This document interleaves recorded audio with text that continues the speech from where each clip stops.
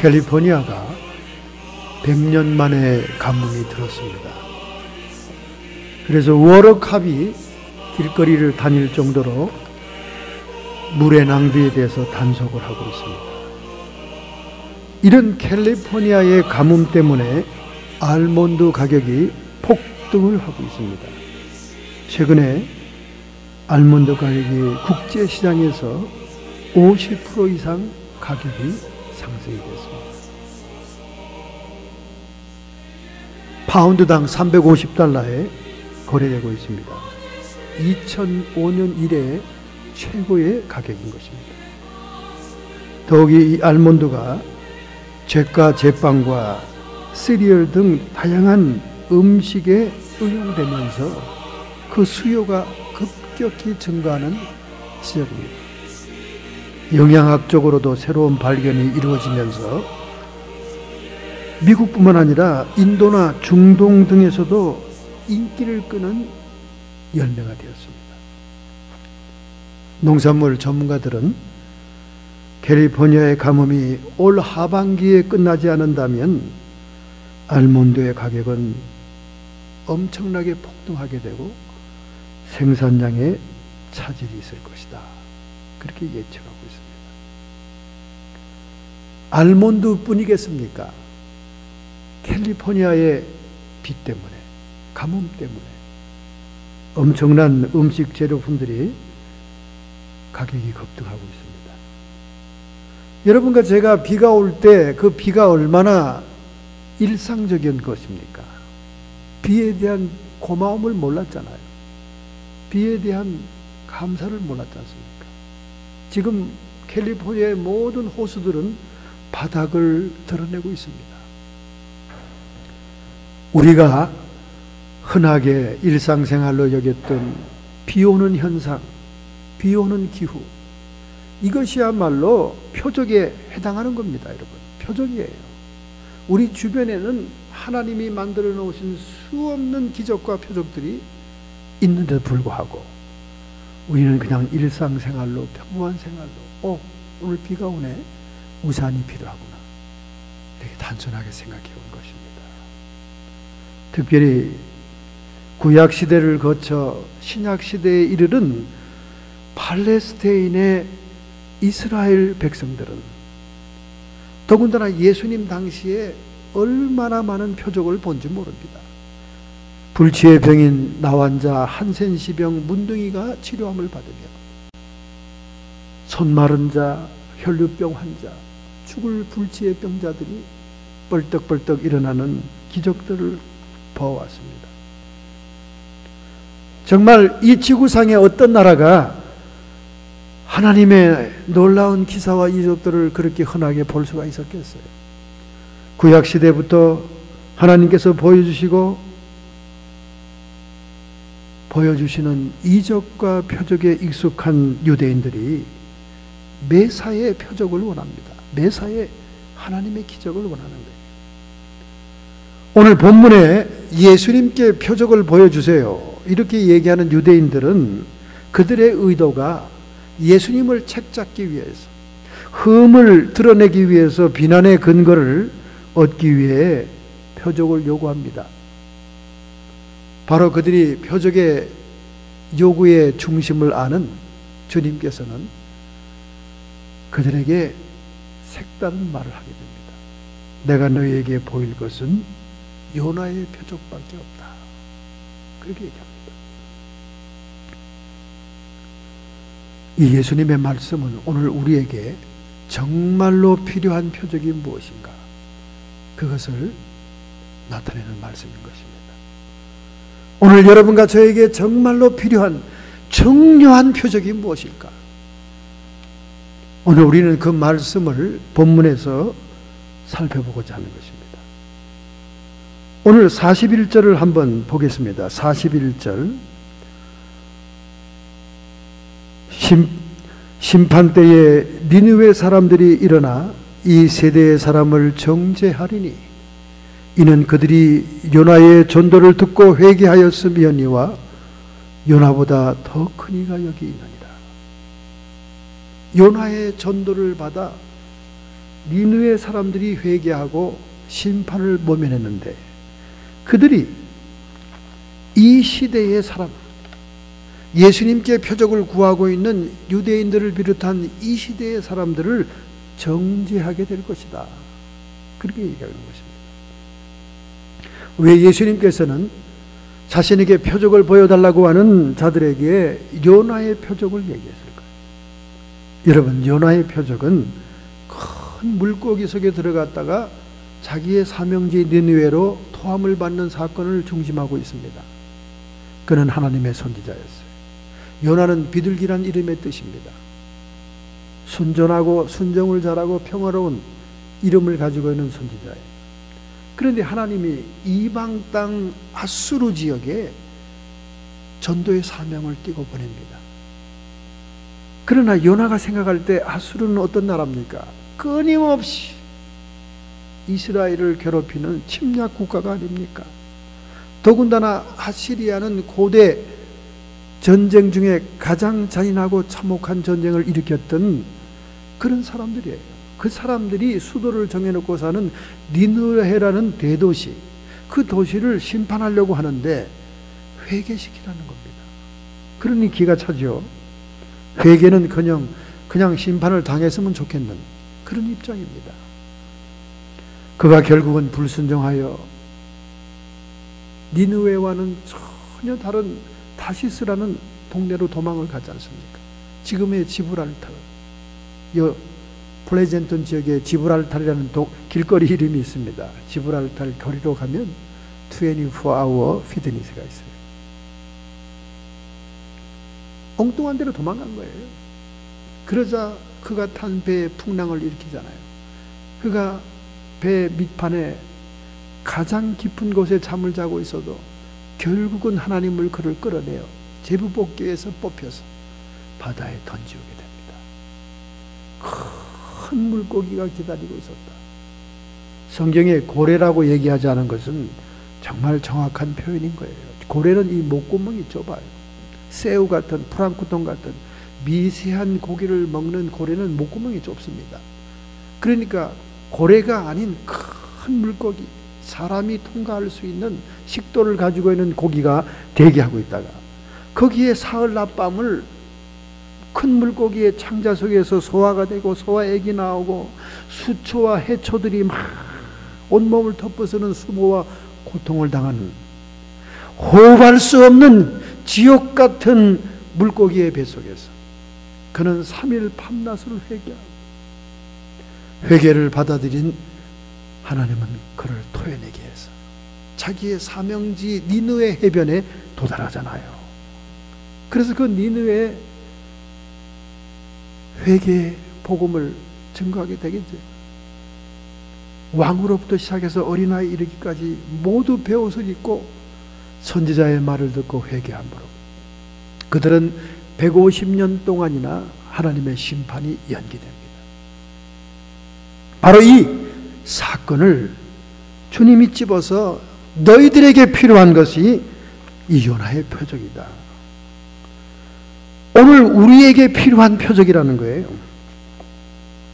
도대체 요나는 무엇을 회개했습니까? 자기의 영토를 포기하는 회개 기도를 한 거예요. 우리 이스라엘 민족, 우리 유대 민족, 우리 동족, 이 동족이라고 하는 자기 영토라고 하는 그것을 포기하고 자기의 적대 국가인 이방 민족까지도 마음을 열 수 있도록 회개한 것입니다.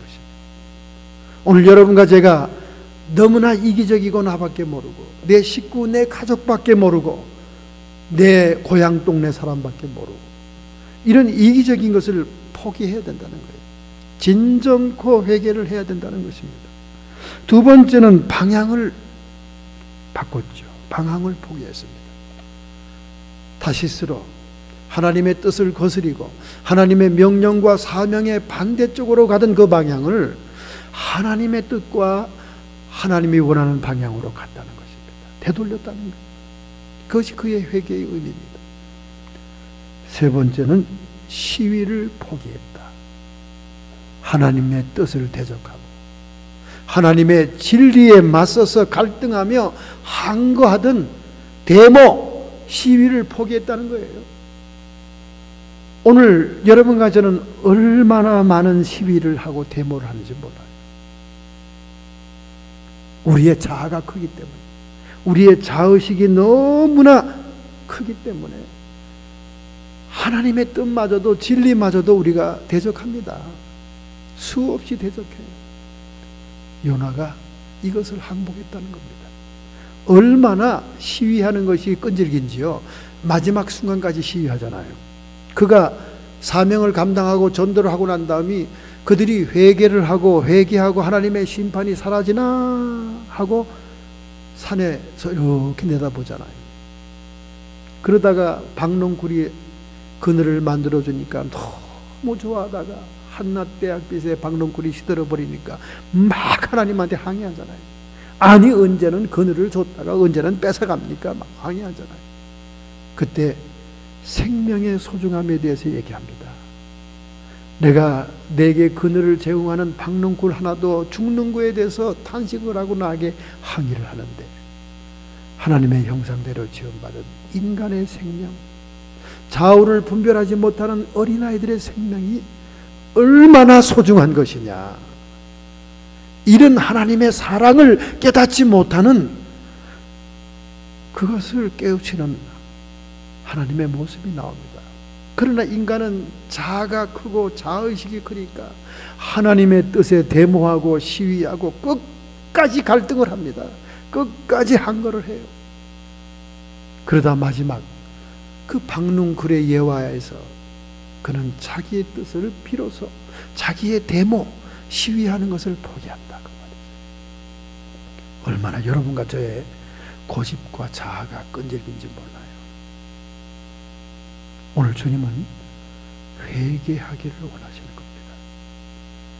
바로 이 죄 많은 원죄를 갖고 태어난 인류를 위해서 우리 주님이 요나와 같이 땅속에 사흘 동안 음부에 들어가 있다.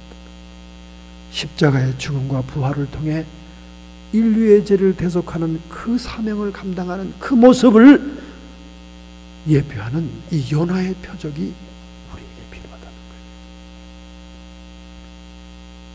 그러나 우리 21세기는 교회들마다 회개의 메시지가 사라진 지가 오래됐습니다. 회개 얘기하면 구닥다리 목사로 취급받습니다. 좀 회개를 좀 세련되게, 사람들이 받아들이기 쉽게, 부드럽게 좀 그렇게 하시지 뭘 그렇게 돌직구를 날리십니까? 회개가 사라진 지 오래입니다. 회개에 대해서 강조하는 메시지가 있는 교회는 불편한 교회예요. uncomfortable합니다. 그래서 번영과 긍정과 이런 것들을 선보하는 교회는 모여라 6만 명 7만 명 모입니다. 말세 사람들의 미혹을 받아 귀가 가려워서 자기를 즐겁게 하는 스승들을 많이 두느니라. 이 교회 저 교회 기웃거리고 이 부흥에 저 부흥에 기웃거리면서 웃기고 즐겁게 하는 메시지를 찾아다닌다 그 말이에요. 그러나 여러분, 예수님의 메시지의 본질을 봐야 됩니다. 예수님이 이 땅에 오시고 공생애를 시작하며 첫 번째 하신 말씀이 뭡니까? 회개하라. 천국이 가까워납니다. 회개와 천국이 너무나 밀접한 겁니다. 오늘 여러분에게 회개의 설교를 외치는 목사님이 있다거나 회개의 메시지를 외치는 교회가 있다면 여러분의 영혼들을 천국으로 인도하기 위한 열정적인 교회라고 생각해야 됩니다. 불편한 교회로 생각하면 안 됩니다. 예수님이 단적으로 말씀한 거예요. 회개하라. 천국이 가까웠다. 회개가 없이는 천국은 없다고. 얼마나 이 중요한 메시지입니까, 여러분? 천국이 가까움을 볼수록, 세상의 종말이 가까움을 볼수록 회개의 설교는 강조돼야 된다는 얘기예요. 여러분, 회개는요 후회가 아닙니다. 야, 나는 인생을 잘못 살았어. 야, 나는 참 헛된 인생을 살았어. 후회하는 것은 회개가 아닙니다. 반성하는 것, 회개 아니에요. 회개라는 것은 괴자가 들어가 있습니다. 바뀔 괴자가. 행동이 바뀌고 우리의 의식이 바뀌어야, 우리의 가치관이 바뀌어야 회개가 되는 거예요. 메타노이아, 마음의 생각을 바꾼다. 지금까지 세상 사랑하고 자기 중심적인 삶을 살아왔고 자기 자의식이 가장 중요하고 자기밖에 몰랐던 인생, 자기가 우상이 된 인생에서 바뀌어야 된다는 거예요. 행동의 변화가 있어야 된다는 거예요. 회개를 참 개신교인들은요 너무나 쉽게 생각하더라고요. 심지어 저희들은 선지자 사명이 있는지 몰라도 주의 종들의 잘못된 것이 우리 부부에게는 기도할 때 많이 보입니다. 많이 보여요. 그렇다고 해서 지혜롭게 함부로 얘기하는 건 아니지만은 정말 중요한 자리가 있어서 목사 부부끼리 앉았을 때 우리 사모님께서 또 제가 그 목사님에게 회개를 정중하게 요청합니다. 세계 선교를 빙자해서 한국과 아프리카를 제집 들락거리면서 바람을 피우고 있는 거예요. 그걸 주님께서 보여주신 겁니다. 기도해 주니까 중보기도 한번 보여주는 거예요. 밑도 끝도 없이 보여준다는 게 아니에요. 그래서 심각하게 그 죄를 대해서 이것이 뭐 한두 번 일어난 사건이 아니니까 먼저 사모에게 정중하게 우리 부부가 얘기를 했습니다. 그때 사모가 잠깐 목사님이 화장실 간새 우리한테 그렇게 얘기하는 거예요. 아니, 회개하면 되죠. 아니, 일반 사람들도 남편이 씨앗을 보거나 바람을 피우면 부처님도 돌아선다는데 이상한 어머님은 너그럽기도 해. 아주 통이 커. 회개하면 되죠. 아주 단순하게 컷다운 시키더라고요. 물론 남편의 수치를 더 이상 길게 대화의 화제로 삼기 싫겠지만은 우리는 심각하게 얘기를 했는데 회개하면 된다는 거예요. 여러분, 회개하면 됩니까? 우리 개신교인들은 너무 회개를 쉰떡 먹기 생각합니다. 회개하면 되는 게 아니에요. 회개하면 되는 게 아닙니다. 죄는 반드시 형벌이 따릅니다. 아니, 목사님, 그건 뭔 말이요? 아니, 예수님이 우리를 죄사함 하기 위해서 십자가에 피 흘리셨는데 그건 또 뭔 말이요? 무슨 형벌이 따라요? 다 용서함 받는 것이지. 천만에. 우리가 이 땅에 살고 존재하는 동안에는 심는 대로 거두는 거예요. 무엇으로 심든지 그대로 거두리라. 그 공의로운 하나님의 법칙은 살아있는 겁니다. 예수님께서 율법을 폐기한 게 아니에요. 예수님께서 율법을 없애기 위해서 온 게 아닙니다. 예수님은 율법을 완성하러 오신 분이에요. 그렇기 때문에 엄연히 언약의 백성들 안에는 율법이 존재합니다. 율법이 존재해요. 다른 사람의 생명을 빼앗은 자는 그 4배를 갚으라고 합니다. 다윗은 그 4배를 갚지 않습니까? 그의 충신 우리아를 죽인 죄값으로 자기의 눈에 넣어도 아프지 않을 4명의 자식을 잃어버립니다. 다단 선지자가 뭐라고 그럽니까? 무릎 꿇고 통회하며 회개하는 다윗 앞에서 내가 죄를 지음으로 마귀로 하여금, 사탄으로 하여금 고소할 것을 만들었으니, 참소할 것을 만들었으니 칼이 내 집에서 떠나지 아니하리라. 칼이 떠나지 아니하므로 한 명의 생명을 빼앗은 죄값으로 4명의 자식을 빼앗깁니다. 이 죄의 형벌이에요. 아니, 그럼 목사님, 다윗은 용서받은 거 아닙니까? 하나님이 죄를 사해 준 게 아니에요. 용서받은 거지요. 죄사함을 받은 겁니다. 그것은 그리스도의 심판대까지 끌고 가지 않겠다는 겁니다. 그리스도의 심판대에서는 그 죄를 재론하지 않는다 그 말이에요. 용서함 받았다 그 말입니다. 그러나 이 땅에 사는 동안에는 하나님의 공의로운 법칙이 존재해서 심은 대로 거둡니다. 형벌이 따라요. 그렇게 회개만 하면 끝나는 게 아니라니까. 가정에 죄가 들어왔으면 그 죄값을 받습니다, 여러분. 그럼 용서는 뭘 받은 겁니까? 영원한 천국과 그리스도의 심판대에서 완전한 용서가 이루어진다고 말이에요. 그러나 이 땅에서는 심은 대로 거두게 된다는 거예요. 그러니까 교회 청년들처럼 여러분 그렇게 철없는 신앙을 계속 가지고 있으면 안 돼요. 뭐 회개하면 되지 그까지 가지고. 여러분 회개가 입으로 쭝얼거린다고 회개입니까? 회개에 합당한 열매, 2번 다시 똑같은 죄를 짓지 않아야 하나님이 그것을 회개로 인정하고 죄사함의 은총을 주는 거예요. 그런데 많은 사람들이 회개를 거듭하잖아요. 똑같은 죄를 지으면서 계속 회개를 거듭하지 않습니까? 죄를 짓지 않습니까? 4세기의 교부인 성 어거스틴은 예수님과 그리고 사도 바울과 그리고 성 어거스틴으로 이어지는 우리 기독교 교회사의 위대한 인물이에요. 하나님의 신학을 완성시킨 인물입니다. 성 어거스틴은 어떤 사람입니까? 그의 책 참회록, 그의 죄를 회개한 참회록은 지금까지도 베스트셀러예요. 많은 사람이 그 참회록을 보다가 회개를 합니다. 정말 회개의 성령이 함께하는 책이에요. 어떻게 이 어거스틴은 그런 성자가 되었을까? 젊은 날 그는 방탕한 사람이었어요. 그리고 이단에도 빠졌던 사람입니다. 그러나 그의 어머니, 여러분도 잘 아는 모니카, 눈물의 중보기도로 인하여 밀라노의 암브로스 목사님을 찾아와 그 어머니의 간구한 부탁으로 어거스틴을 맡겼을 때 어거스틴은 암브로스의 회개의 설교에서 변화됩니다. 완전히 통회하고 회개합니다. 그리고 그의 고향 땅에 갔을 때 어떤 미모의 여인을 길거리에서 만나잖아요. 옛날 다니던 술집의 가게 주인이었습니다.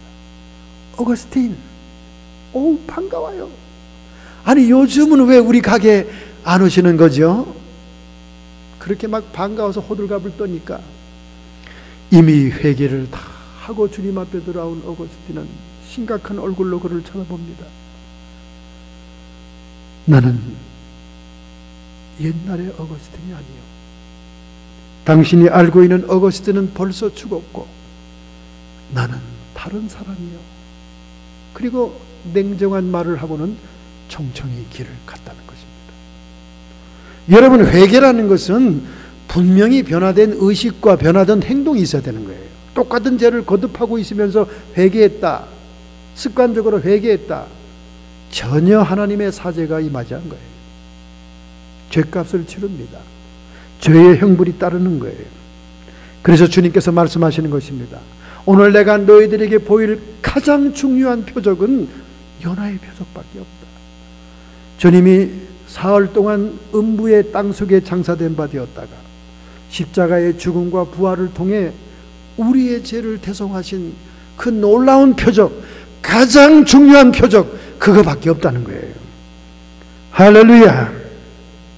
오늘 여러분과 저에게 천국의 문이 열리고 하늘의 문이 열리며 땅에서나 하늘에서나 형통의 축복으로 예수 그리스도의 받은 바 권세를 누릴 수 있는 길은 순간순간 주님 앞에 회개하는 표적밖에 없다는 것입니다.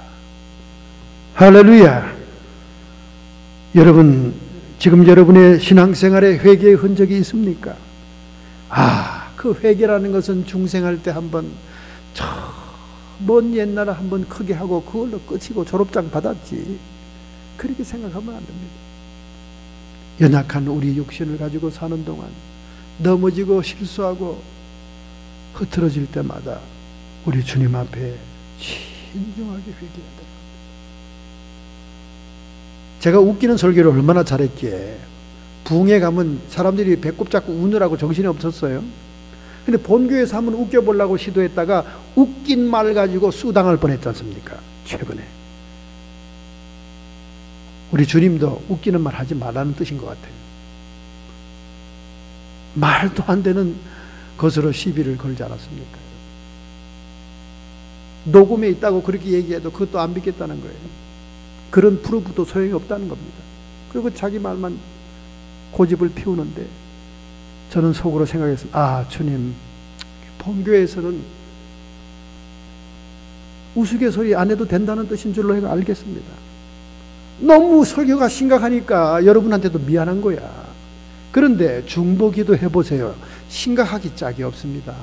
영의 세계를 보고요, 그들의 문제, 그들의 상태를 보면요, 웃길 여유가 없어요.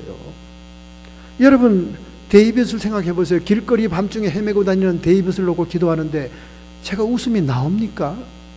마음에 뒤끓는 고통과 애찬 고통. 그 좋은 버클리 대학을 나와가지고 그 복잡한 교수의 영향을 받아서 그 귀신이 들어가서 그를 길거리의 방랑자로 만들었는데, 그 기도하고 있는 내가 웃음이 나오냐고요? 웃기고 싶겠냐고요, 여러분을. 얼마나 가슴이 찢어지고 애타는데, 그 생명과 그 영혼이 얼마나 고통스러운데. 그런데 기쁜 소식입니다. 최근에 기도하는 가운데 성령의 음성이 들렸습니다. 하나님께서 저에게 답을 준 거예요. 아, 주님 감사합니다. 다니엘 4장 34절을 붙들고 기도하라고 해라. 그 고통스러운 우리 여자 목사님, 그 기도에 그 말씀을 붙잡고 기도하라 그런 말입니다. 할렐루야. 다니엘 4장 34절 오늘 가면 제가 전달해 줄 겁니다. 그 말씀을 붙잡고 기도하게 해라. 때가 참에 느부갓네살 왕이 정신이 돌아왔다는 그 말씀을 주신 겁니다. 할렐루야. 놀라운 소식이죠. 하나님께서 소망의 신랄 같은 찬란한 해결의 사인을 주신 거예요. 이렇게 중보기도 하다 보면요, 우스갯소리가, 웃기는 설교는 웃기는 설교입니다, 여러분. 심각해요. 심각해요. 그냥 눈에 보이는 현상 세계, 눈에 보이는 이 편안하고 안전한 세계를 바라볼 때는 서로 웃기기도 쉽고 웃어야 되겠지만은, 보이지 않는 세계에 공격당하는 영혼들, 마귀와의 영적인 전쟁을 바라볼 때는 심각할 수밖에 없는 거예요. 심각할 수밖에. 파수꾼의 성벽 위에 있는 파수꾼이 적들이 쳐들어오고 있는데 돌아서 가지고 성 안에 있는 사람들하고 농담하고 웃기긴 하겠습니까? 안 되죠. 여러분, 우리는 주님께서 가장 중요하게 생각하는 요나의 표적, 회개를 깊이 생각해야 됩니다. 회개만이 천국의 문을 여는 거예요. 할렐루야. 두 번째입니다, 여러분. 43절을 보겠습니다. 요나의 표적의 의미는 회개였습니다. 두 번째, 물 없는 곳의 의미는 무엇일까요? 43절, 더러운 귀신이 사람에게서 나갔을 때 물 없는 곳으로 다니며 쉬기를 구하되 얻지 못하고. 귀신들이 떠나가면 물 없는 곳을 찾아다닌다는 거예요. 물 없는 곳. 여러분과 저의 인체는 70% 이상이 물로 되어 있습니다. 그러니까 좋은 물을 먹어야 되고 물 관리를 잘해야 되는 거예요. 물 관리를 잘해야 돼요. 70%가 여러분, 저가 여러분이 물이잖아요. 일본의 학자가 물에 대해서 연구한 거 여러분이 잘 알고 있죠. 물을 두 종류를 이렇게 두 군데 출입구에 넣어놓고 지나가는 사람에게 한쪽엔 칭찬하고 감사하고 인정해주는 말을 하게 하고, 다른 한쪽에는 욕하고 저주하고 박해하는 말을 하도록 그렇게 물을 대하니까 그 양쪽 물의 결과가 달랐다는 거 아닙니까? 한쪽 물은 그 결정체가 아주 불규칙하고 그리고 아주 독살스러운 모습으로 변했고, 칭찬하고 감사의 말을 했던 그 물은 아름다운 육각수의 결정을 했더라. 여러분, 물이 그렇게 사람들의 말에 영향을 받는다면, 여러분과 제가 70%의 물로 차 있는데 우리 안에 있는 물도 여러분이 긍정적인 마음을 갖고 소망을 갖고 기대에 차 있고 항상 은혜에 감사하는 마음을 갖고 있다면 여러분의 컨디션이 어떻게 되겠냐 그 말이에요. 그거는 물리적인 물이고요. 오늘 여기 물 없는 곳은 도대체 뭘까? 본래 하나님이 천지를 창조할 때 땅이 물에서 나오는 보이는 세상, 육지가 됐죠. 그래서 물 없는 곳이라는 것은 영적인 세계를 의미하는 거예요. 물 없는 것은 영적인 세계다. 그럼 그 영적인 세계에서 어떤 상태가 물 없는 곳이냐? 베드로전서 3장 21절에 물에 대한 정의가 분명하게 나옵니다. 물에 대한 정의.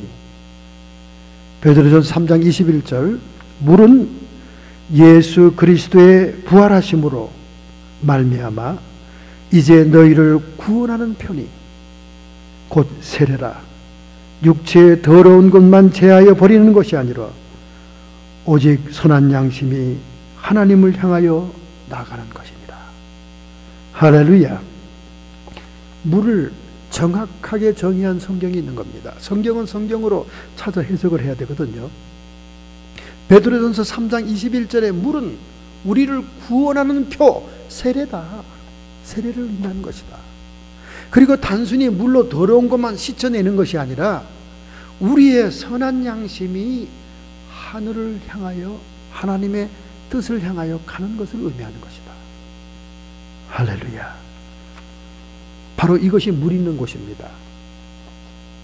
그런데 귀신들은 이것이 없는 것을 찾아 헤매더라는 거예요. 오늘 여러분의 육신의 물 관리도 잘해야 되겠지만 여러분의 영혼의 집 관리도 잘해야 됩니다. 45절에 이에 가서 저보다 더 악한 귀신 7을 데리고 들어가서 거하니 그 사람의 나중 형편이 전보다 더 심하게 되느니라. 일단 귀신을 쫓아내서 청소는 됐지만은 거기에 구원의 표, 세례, 물이 없으면 귀신이 7명을 더 데리고 찾아와서 형편이 아주 나빠진다는 거예요. 이거는 개인뿐만 아니라 이 시대말, 이 세대를 얘기합니다. 이 악한 세대가 또한 이렇게 되리라. 이 악한 세대가 이렇게 될 것이다. 더 악하게 될 것이다. 더 짐승처럼 될 것이다. 그래서 적그리스도를 짐승이라고 얘기하잖아요. 집 관리를 잘해야 돼요. 오늘 여러분과 저의 집은 어떻게 관리되고 있습니까? 여러분의 집은 지금 형편이 어떻습니까? 집 관리를 잘해야 돼요. 은행나무 가지 사이로 까치들이 집을 짓고 있었습니다. 여러분 시골에서 살았죠? 까치들 집 짓는 거 봤어요? 그리고 까치집들은 나무 꼭대기에 참으로 엉성하게 지어 보이죠? 엉성해 보입니다. 그런데 여러분 까치집이 그게 엉성한 게 아니에요. 얼마나 한국의 비바람이 셉니까? 얼마나 한국에 태풍이 많이 옵니까? 그 태풍이 수없이 지나가도 까치집 멀쩡하게 나무 꼭대기에 가장 바람 잘 타는 곳에 엉성하게 1년 내내 있는 거 봤잖아요, 여러분요. 아니 왜 그렇게 까치집이 튼튼할까?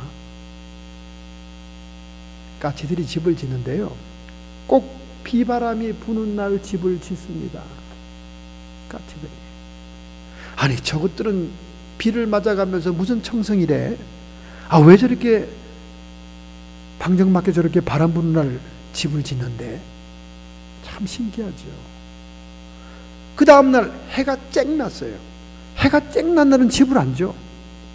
그냥 놀아. 짹짹짹짹 그러면서 그냥 근처 가지에서 놀고 있어. 집을 안 줘.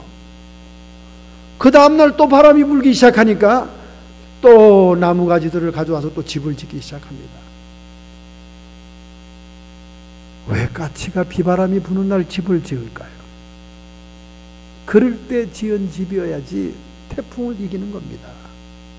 그럴 때 지은 집이어야지 그 집이 1년 내내 산란을 해도 무너지질 않는 거예요. 이렇게 여러분 까치같이 IQ가 없는 세대가리, 그런 짐승이라도 이렇게 자기 집을 짓는데 머리를 쓰는 거예요. 그런데 오늘 여러분과 저는 만물의 영장 아닙니까? 하나님의 주신 지혜자들이 아닙니까? 오늘 여러분과 저의 영혼의 집은 어떻게 관리하고 있어요? 조금만 바람이 불면 그냥 확 날아가 버려. 그냥 조금만 파도 치면 밀려 떠나가. 왜 그렇게 신앙이 변덕이 많고, 왜 그렇게 교환의 시험을 많이 당하고, 왜 그렇게 조그만 말에 신경을 쓰고 속이 좁은지 말이죠. 이게 신앙인들인지, 도대체 이게 십자가의 흔적이 있는 희생적인 삶을 살겠다고, 하나님의 진리에 자기를 헌신하겠다고 결심한 사람들의 모습인지 한심할 때가 많아요. 오늘 여러분, 적어도 이 까치 같은 지혜가 있어야 돼요. 오늘 여러분과 저의 영혼의 집을 관리해야 됩니다. 오늘 여러분과 저의 영혼의 집을 관리하는데 가장 중요한 요소가 뭐냐? 물이 있어야 된단 말이에요. 물이. 육신도 70%의 물이 있어야 돼서 끊임없이 물을 먹어야 호르몬과 타액과 점액들이 다 축축해서 우리 신진대사가 유난하게 돌아가가지고 면역이 생기잖아요. 그래서 물 많이 먹어라. 요즘 얼마나 그럽니까? 물 많이 먹어. 좋은 물을 많이 먹어라. 물값이 얼마나 비쌉니까? 육신뿐만 아니라 우리 영혼의 집도 빈집 상태로 만들어 놔서는 안 돼요. 빈집 상태에 물 없는 곳이 되다가는 7 귀신이 들어와 형편이 더 나빠집니다. 우리 영혼의 집에 물 관리를 잘 합시다. 할렐루야. 물은 베드로 3장 21절, 물은 예수 그리스도의 부활하심으로 말미암아 이제 너희를 구원하는 편이 곧 세례라. 육체의 더러운 것만 제하여 버리는 것이 아니라 오직 선한 양심이 하나님을 향하여 나아가는 것입니다. 할렐루야. 회개라는 것은 더러운 것만 씻어내는 게 아니라는 거예요. 이제는 선한 양심이 하나님의 뜻을 구하고 하나님의 뜻대로 살려고 적극적으로 나가야 된다는 겁니다. 할렐루야. 오늘 회개의 본질을 깨달아야 되고 우리 영혼의 빈집을 관리해야 됩니다. 그래서 우리 신앙생활에서 어려움이 오고 힘든 일이 생긴다 해서 체념에 빠지지 말고 믿음의 행동으로 추진력 있게 하나님의 뜻을 부단히 순종하며 행해 나가야 된다, 그 말이에요. 할렐루야. 여러분, 요즘처럼 이 두뇌에 대한 의학이 발달한 시대가 없습니다. 참, 요즘은 이 두뇌에 대한 연구가 굉장히 발전했어요. 이 간질병 같은 것도 다 두뇌의 화학작용으로 발견하고 약들이 얼마나 발전했는지 모릅니다. 이 두뇌가 폭발적으로 지금 연구가 되고 있는 거예요. 아마 의학의 마지막 코스가 이 두뇌 연구가 아닌가 생각해요. 여러분, 간단하게 이 두뇌는 3층 구조로 되어 있습니다. 3층 구조. 대뇌피질, 이 구피질이라고, 옛날에는 구피질이라고 그랬어요. 지금은 대뇌피질이라고 합니다. 가장 많이 차지하고 있는 이성과 생각이 자리 잡고 있는 대뇌피질이 있어요. 그 밑에 신피질이라고 옛날에는 그렇게 얘기했습니다. 신피질. 번연계라고 그래서 인간의 감정을 컨트롤합니다. 사람을 사랑하고 사람을 미워하고 사람을 증오하고 사람이 분노하고 하는 그 감정을 컨트롤하는 번연계 신피질이 있어. 신피질. 그 다음에 마지막 지하실처럼 마지막에 인간의 본능을 관장하는 파충류계가 있습니다. 파충류. 요걸 옛날에는 간뇌 이렇게 얘기했습니다. 간뇌. 파충류 뇌만 가지고 있는 생물은 곤충입니다. 곤충은 오직 본능밖에 없어요. 그러면 이 본능 플러스 감정까지 가지고 있는 것이 고등동물들입니다. 늑대, 호랑이, 우리 집에 키우는 개, 이런 것들이 본능 플러스 감정까지 가지고 있는 거예요. 그래서 개들이 막 으르렁거리고 자기 감정을 표시하잖아요. 자기 분노를 표시하죠. 그 2개까지 있는 거예요. 인간만이 이성과 생각의 대뇌피질이 발달되어 있는 것입니다. 그런데 놀랍게도 최근의 연구에 의하면 이 두뇌가 근육이 있다, 두뇌가 길이 있다, 두뇌가 골짜기가 있다, 블랙헤이드 현상에 대해서 얘기하고 있습니다. 오늘 여러분과 제가 처음부터 습관을 들이고 길을 내놓은 쪽으로 두뇌가 발달한다는 거예요. 두뇌가. 그래서 사람들을 이렇게 분류해 보면요, 본능에 충실한 사람이 있어요. 어릴 때부터 먹는 거, 이런 본능적인 것을 추구해서 거기에 막 집중한 사람은 거기에 길이 나 있다는 거예요. 거기에. 모든 뇌 활동이 그거부터 시작한다는 거예요. 본능을 충실한 사람. 그 다음에 감정이 예민한 사람이 있어요. 감정이. 예술가들, 음악가들 감정이 예민합니다. 음악은 감정하고 직통합니다. 그래서 여러분, 교회 막 찬양이 요란스럽고 뭐 화려하고 사람들을 막 흥분시키는 막 선동하는 메시지에 막 이런 것들은 감정을 자극하는 거예요. 감정. 그래서 부흥에 사흘 이상을 가지 않습니다. 부흥회 끝나고 사흘 되면 도루묵이다 그 말이에요. 옛날 은혜 다 까먹고 본래 모습대로 돌아간다 그 말이에요. 이거 감정을 자극했기 때문에. 감정은 오래가지 못해요. 그래서 사람들을 막 흥분시키려면 막 찬양과 음악을 막 1시간 2시간만 하면 흥분에 빠지는 거예요. 그러니까 신령한 성령의 기름 부음이 온 건지 자기 스스로 감정에서 흥분이 된 건지 이걸 잘 분별해야 됩니다. 분별해야 돼요. 감정을 자극하는 거 오래가지 않아요. 오래가지 않습니다. 금방 시들어요. 그 다음에 이성과 생각 있잖아요. 인간의 자의식이 자리 잡고 있는 거예요. 그런데 이성과 이 자의식이 강하면 강할수록 거기에 사탄이 올라탑니다. 귀신들이 올라타요. 그리고 핸들을 움직이기 시작합니다. 자의식이 강하고 자기 고집이 강하다 그러면 귀신에게 딱 운전대를 맡기는 상태인 겁니다. 우리 인간의 3층 구조의 두뇌에 근육이 생기고 길이 생기고 골짜기가 생기는 거예요. 어떤 사람은 무조건 생각하는 사람이 있어요. 무조건 생각. 철학자 데카르트가 말했잖아요. 그죠? 나는 생각한다. 코로나는 존재한다. 사람이 자기의 존재의식을 느끼려면 모든 것을 의심해야 된다. 그래서 생각을 해야 자기가 존재하는 것이다. 철학자 데카르트의 그 유명한 말이죠. 그러나 그게 다 전부가 아닙니다. 우리 인간의 존재는 이 배, 인더밸리, 히브리인의 사고방식에는 이 배 속에 영혼이 있다고 생각했습니다. 인더밸리. 그래서 생수의 강이 배에서 넘치리라. 이 영혼에서 넘친다 그 말. 예수님도 영혼의 존재를 히브리식 사고방식으로 배에 있다 그렇게 생각합니다. 인간의 두뇌 3층 구조보다 우리 영혼 속에 우리의 본부를 둬야 된다 그 말이에요. 이 뇌 구조를 따라 거기에 길이 나고 그 습관이 들으면 우리는 행동 변화나 의식 변화가 오기 힘듭니다. 감정을 자극하는 거 오래가지 않아요. 이성과 생각을 많이 하는 거, 의심하는 거, 진리를 충돌하고 갈등하는 거, 귀신이 핸들을 잡기 쉽습니다. 더군다나 곤충 간내를 이용하고 길이 나서 파충류의 본능에 충실한 사람, 곤충 같은 인생을 사는 거죠.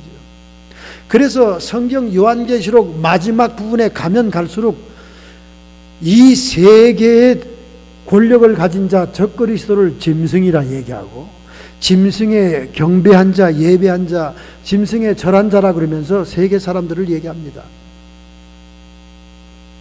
두 번째 뇌를 자극하는 거죠. 오늘 음악이 우리의 감정을 컨트롤한다면 이제 두뇌를 컨트롤하는 시대가 오게 됩니다.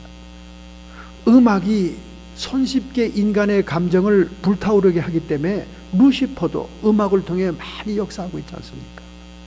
그런데 최근에 인간의 뇌를 닮은 칩이 발명되었습니다. IBM의 연구학자 모두아 박사가 발명했습니다. 모두아 박사는 인도 공과대학을 졸업하고 컴퓨터 공학을 졸업하고 미국 UC 샌디에고에서 공학 박사를 받은 분이에요. 이분이 IBM 연구원으로 있었는데 최근에 인간의 뇌를 닮은 칩을 발명했습니다. 그동안은 컴퓨터가 인간의 뇌를 모방할 수가 없었어요. 컴퓨터의 구조는 간단했습니다. CPU에 저장을 했다가 메모리에 다시 넣습니다. 그 메모리에 있는 것을 끄집어내서 컴퓨터가 작동이 된 거예요. 아주 심플하죠. 그러나 이러한 기능은 뇌의 구조와 너무 다르기 때문에 정보를 저장했다가 정보를 쓰는 기능은 있었지만은 무언가 물체를 인식하고 판단하는 분별법은 없었다는 거예요. 인간의 두뇌를 쫓아갈 수가 없었다는 거예요. 그런데 그 방법을 인간의 두뇌와 흡사한 칩을 만들므로 인해서 컴퓨터가 세상을 인식하게 됐다는 거예요. 인간의 두뇌에는 1000억 개의 뉴런이라고 하는 신경세포가 있습니다. 이 1000억 개의 뉴런이라는 신경세포를 시냅스라고 하는 연결세포가 연결하면서 두뇌를 활동시키는 거예요. 그 시냅스는 100조 개가 있다는 거예요. 참 하나님께서 그 창조한 것을 생각하면 오묘한 겁니다. 21세기에 와서 그것을 비밀을 캐낸 거예요. 그래서 그 구조를 컴퓨터의 칩에 적용하니까 컴퓨터가 두뇌처럼 세상을 인식하게 된 거예요. 지금까지 컴퓨터는 정보를 저장했다가 정보를 알려주는 기능밖에 없었어요. 스스로 세상을 인식하는 기능이 없었습니다. 그러나 두뇌의 원리를 연구하고 깨달은 학자들이 두뇌의 기능 그대로 컴퓨터의 칩에 적용하니까 이제 컴퓨터가 세상을 인식한다는 거예요. 세상을 분별한다는 거예요. 그런 세상이 됐습니다, 여러분.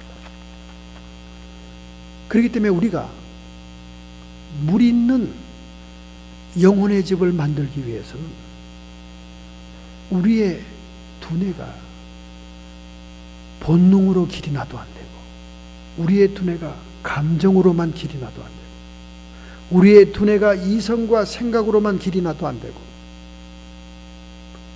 우리의 영혼 속에 길이 나야 될 줄로 믿습니다.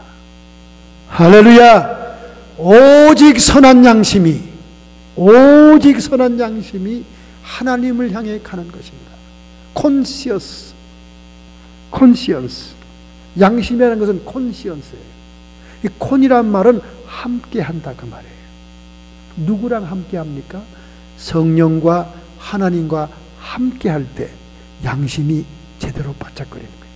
바짝거리는 거예요. 여러분과 제가 깊은 회개를 통해 중생의 영혼이 될 때, 거듭난 영혼이 될 때, 우리 영혼이 새롭게 살아나면서 예전에는 지멋대로 판단하고 지멋대로 선악을 구분하던 양심이 콘시언스, 하나님과 함께 되고 성령이 함께 되니까 선한 양심이 된 거예요.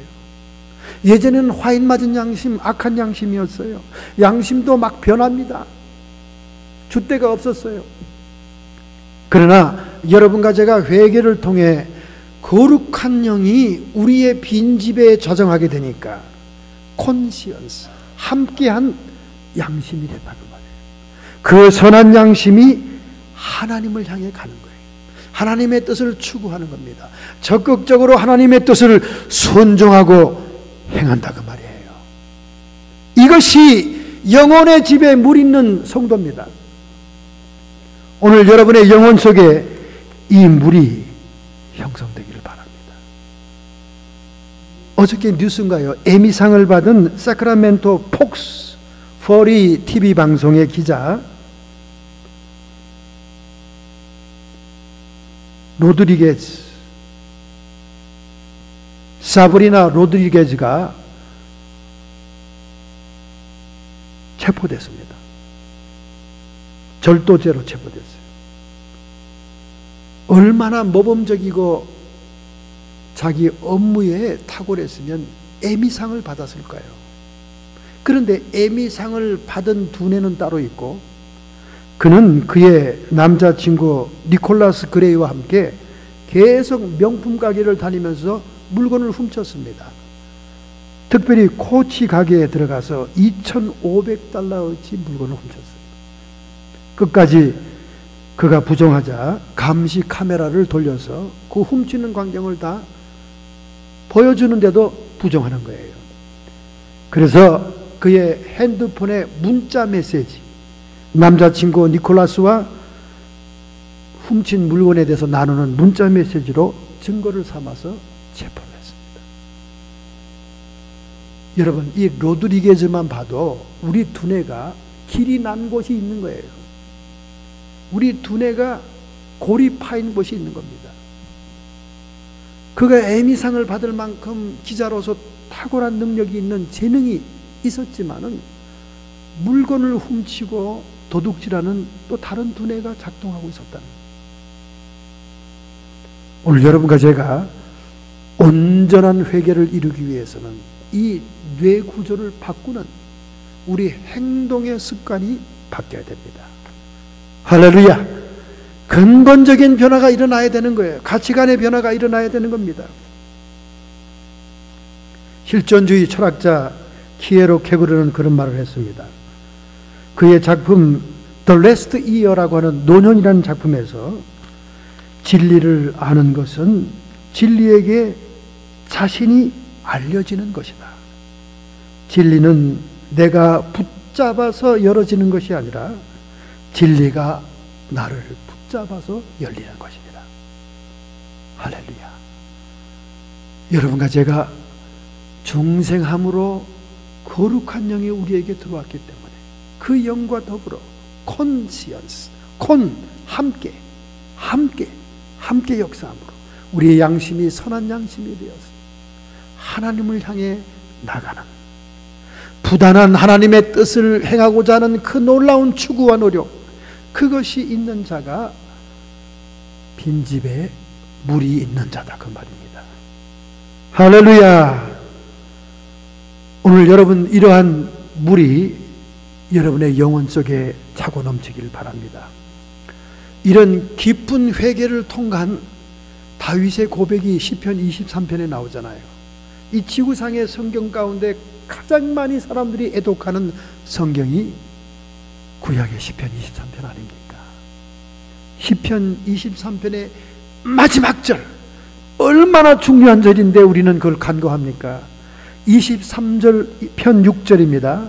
나의 평생의 선하심과 인자하심이 정녕 나를 따르리니 내가 여호와의 집에 영원히 거하리라.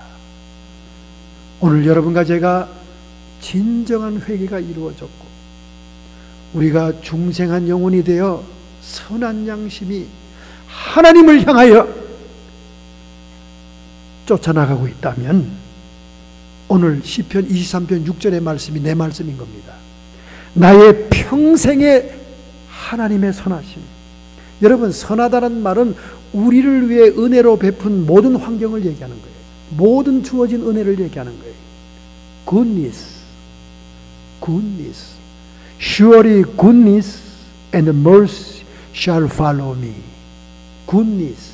여러분, 굿이란 말은 천지 창조의 하나님이 말한 말이에요. It was good. 하나님이 보시기에 좋았더라. 인간을 만들고 난 다음에 매우 보시기에 좋았더라. It was very good. goodness라는 것은 평생에 하나님이 예비하고 준비한 은혜와 모든 환경들이 여러분과 저를 따라온다는 거예요. 그리고 사랑이, 자비가 따라오리라. 인자하심이 따라오리라. 여러분과 제가 하나님을 따라갈 수가 없습니다, 여러분. 그 북극성보다 더 높은 계신 하나님의 보좌를 따라갈 수 있습니까? 전지전능하신 하나님을 우리가 쫓아갈 수 있어요? 추적할 수 있습니까? 우리가 하나님을 추적하거나 따라갈 수가 없기 때문에 하나님이 우리를 따라온다는 거예요. 할렐루야. 백화점에서 애들이 막 가면 3살, 4살짜들이 얼마나 걸음걸이가 빠릅니까? 개들이 어른을 못 따라오니까 우리가 개들을 따라가느라고 얼마나 끙끙매요. 고생하잖아요, 우리 박자매님이 그냥 애들 때문에. 그리고 막 심지어 백화점에 개줄처럼 길게 매가지고 등허리에는 이미 어린아이가 엎여 있으니까 그 아이를 막 개처럼 막 허리에 묶어서 끌고 다니는 그 아이디어 좋은 어머니 있잖아요. 왜 그렇습니까? 개들이 우리를 따라오지 않으니까, 따라올 수가 없으니까, 어른 발걸음을 따라올 수가 없죠. 따라가 주는 거예요. 하나님이 그렇다는 거예요. 나의 평생의 선하심, 하나님의 예비한 모든 은혜와 환경들, 인자하심, 하나님의 사랑이 나를 따르리니, 이렇게 하나님의 선하심과 인자하심, 사랑이 따라오니까 어찌 우리가 여호와의 집에 영원히 살지 않게 되겠냐고 말이에요. 할렐루야. 우리는 담대한 믿음의 추진력, 담대한 믿음의 확신을 가지고 하나님과 더불어 살아가야 될 줄로 믿습니다. 할렐루야. 이것이 진정으로 회개하고 의식과 가치관이 변화되었으며 행동이 변화된 자들에게 주시는 하나님의 보상이에요. 그래서 회개와 천국과 하늘나라는 바로 연결이 되어 있는 겁니다. 회개하라, 천국이 가까워집니다. 미국에 캐롤 산도스라는 60세의 노인이 있었습니다. 그는 수백만 달러의 빚을 지고 파산한 다음 몸과 마음이 쇠약해져 병원에 입원하게 되었습니다. 그러나 산도스는 병원에 입원해 있었지만은 차도가 없어요. 자꾸 죽고만 싶은 그런 우울증이 자기를 사로잡았습니다. 그는 병원비도 걱정이지만은 병원에서 별 진료의 차도가 없고 우울증은 더 주고 죽고 싶은 마음에 차라리 나 하나 사라지면 된다. 그리고는 병원 문을 나왔습니다. 병원 문을 나와 길을 건너가려고 그러는데 어디서 찬송 소리가 들리는 거예요. 그것도 아주 청아한 목소리의 찬송 소리가 들립니다. 너 근심 걱정 말아라. 주 너를 지켜주시리. 그 찬송을 듣는데 그 옛날 어릴 때, 중고등학교 때 교회 나가던 기억이 떠오르는 거예요. 바로 그 찬송 소리가 길 건너 교회 조그만 예배당에서 들립니다. 대낮인데 말이죠. 그래서 그 예배당 뒷문을 부끄럽게 열고 들어가 봤더니 강대상 근처에 한 백발의 할머니가 앉아서 기도하다가 찬송을 부르고 있는 거예요. 자기도 모르게 뒤 의자에 풀썩 앉았습니다. 그리고는 그 할머니의 찬송을 계속 듣는데 눈물이 복받쳐 올라왔습니다. 그때 그는 거기서 회개가 터진 거예요. 성령이 찬송을 통해 그의 감정의 두뇌를 치자 기름 부음과 함께 평생에 대한 모든 회개가 그날 터져 나오기 시작한 겁니다. 그는 긴 의자에 앉아 있다가 밑바닥에 무릎을 꿇고 털썩 주저앉았습니다. 그리고 대성통곡을 하며 일생 하나님을 떠나고 자기 멋대로 인생을 살아왔던 모든 생애에 대해서 하나님께 회개하게 됩니다. 그렇게 후늦게 오는 그를 할머니가 나중에 걸어와서 같이 옆에서 기도해 줬습니다. 등허리를 쳐주면서 기도해 줬습니다. 그는 마음의 평안이 찾아왔어요. 죽고 싶은 마음도 사라졌습니다. 왠지 알 수 없는 영혼 속에 기쁨과 희열이 넘치며 무언가 살고 싶은 욕망이 불일 듯이 일어나는 거예요. 할렐루야. 그는 변화되었습니다. 교회 문을 나서자 그에게 남은 돈이란 것은 아무것도 없지만 그가 쓰레기통을 뒤지면서 빈 깡통과 비닐통들을 모으기 시작했습니다. 쓰레기통을 뒤져서 빈 깡통들을 파는 그를 유심히 봤던 쓰레기 회사에서 그를 직원으로 하이어했고, 그는 직원으로 있은 지 2년 만에 그 쓰레기 회사를 맡게 되었습니다. 그 할아버지가 리타이어하고 가면서 내가 너에게 준다. 너처럼 성실하고 너처럼 기쁨이 넘치고 너처럼 하나님을 찬양하는 사람이 쓰레기를 만지면서도 하나님을 찬양하니 내가 어찌 감동이 되지 않겠느냐. 그는 쓰레기 사업을 하게 된 거죠. 수거 사업을. 그 후에 거기서 번 돈을 가지고 통닭 사업을 합니다. 그래서 산도스 치킨, 우리 서부에서는 생소한 가게죠. 저 동부에 가면 산도스 치킨이 또 엄청난 체인으로 그는 거부가 됩니다. 그리고 그의 남은 생에 하나님이 그를 받아주시고 하나님의 선하심과 인자하심이 그를 따라 축복된 그 모든 사업장의 이익을 하나님의 사업과 교회를 위해서 헌신하고 썼다는 것입니다.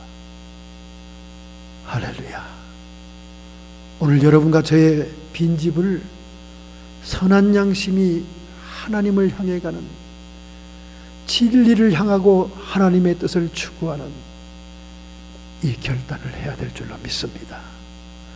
회개라는 것은 단순히 더러운 것을 제하는 수준이 아닙니다. 하나님의 뜻에 순종하고 내 고집과 내 뜻과 내 자의식을 떨쳐버리고 하나님의 진리를 내 안에 받아들이는 그런 놀라운 믿음의 역사인 줄로 믿습니다. 이렇게 살기로 결심하고 결단한다면 여러분의 가슴에 손을 얹기 바랍니다. 여러분의 아픈 상처, 아픈 곳에 여러분의 손을 얹기 바랍니다. 우리 주님께서 여러분의 결심을 축복하시고 여러분의 결단과 회개 속에 하나님의 선하심과 인자하심이 정령 따름으로 내가 여호와의 집에 영원히 거하게 되는, 회개하라 천국이 가까웠느니라, 회개와 하나님의 나라, 회개와 천국의 관계를 정립할 수 있을 줄로 믿습니다. 하나님 아버지, 저희들의 연약함을 아십니다. 저희들의 부족을 아십니다. 저희들은 항상 넘어지고 실수하고 죄짓는 육에 속한 자임을 고백합니다. 하나님, 우리의 약함 속에 하나님의 성령이 함께해 주시옵소서. 우리의 양심이 화인 맞고 악한 양심이었다 할지라도 이제는 성령이 함께하는 선한 양심이 되어 이 양심에 반짝거리는 불빛과 함께 하나님을 향하여 나가는 진리의 순종자가 되게 해 주옵시고 하나님의 뜻을 행하는 자가 되게 해 주옵소서. 육신의 모친과 동생이 예수님의 가족이 아니라 하나님의 뜻을 행하는 자라야 하나님의 가족이라 말씀했사오니 저희가 이 땅에 사는 동안 짐승도 아니요 곤충도 아니요 그리고 귀신이 핸들하는 이성과 생각의 사람도 아니요 자아의 고집을 깨트리고 오직 진리를 향하여 자신을 드릴 수 있는 자가 되게 해 주옵소서. 결심하는 성도들을 축복해 주심을 믿습니다. 결심하는 성도들을 하나님의 능력으로 무장시켜 주옵소서. 성도의 육체와 정신에 역사하는 모든 질병들아, 예수 그리스도께서 빌라도의 뜰에게 질고를 짐으로 나음을 입었으니 이 시간 쫓김 받을지어다. 우리의 마음속에 하늘나라에 임하시는 성령 안에 의와 평강과 희락이 임하게 해 주옵시고 악한 마귀 사탄 귀신의 세력들에게 참소의 거리를 주지 않도록 죄의 대가와 형벌을 치르지 않도록 정결한 회개의 삶이 되게 해 주옵소서. 악한 마귀 사탄 귀신의 세력들은 예수님의 이름 권세 앞에 쫓김받고 물러갈지어다. 우리의 자손들에게서 물러가고 우리의 사업장과 직장에서 떠나가고 우리의 조국과 이 미국 땅에서 성경적인 가치를 훼손하는 세력들은 떠나갈지어다. 예수님의 이름으로 감사하며 축복하며 기도하옵나이다. 아멘.